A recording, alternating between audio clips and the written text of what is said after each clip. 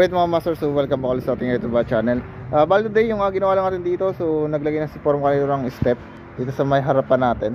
So isang ikot yan mga master, bali yung ating step dito. So naka-eskwala yan, naka dito sa side. Ayan. So kaya na isa kinasan na rin yung sa water line. Ayan, so natabunan na yung main natin. So dito isa naglagay tayo rito ng box. Ayan, para sa ating check valve. Ayan. Then mga master, so ni-flooringan na rin are. Ayan, so yung sa ano natin sa side ng ating bahay. So bali dalawang step are. Isa, tsaka dalawa. Ayan. So yun, okay na. So bali ito yung naka-tiles mga master. Then dito naman, so pinapantay na natin yung mga lupa. Ayan, para ready na itong flooringan.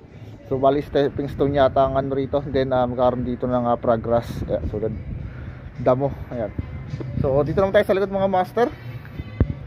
So dito guys sa likuran natin, bali ano pa rin naman tayo. So naghahangko tayo ng lupa, so pinupull out natin.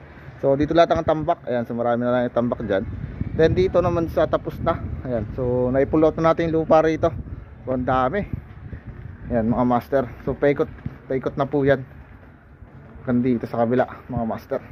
So konti na lang yung natitira natin. So ito na lang yung tatanggalin natin. Then lilitingan na natin ang tanse para yung layout ng flooring natin, so para makuha na natin. Baka kasi rito isa meron ditong mga naka-ultaw pang mga lupa, so tatanggalin na lang natin, papantayin na natin.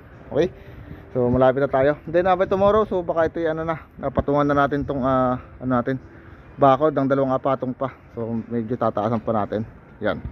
Okay, so yun lang muna.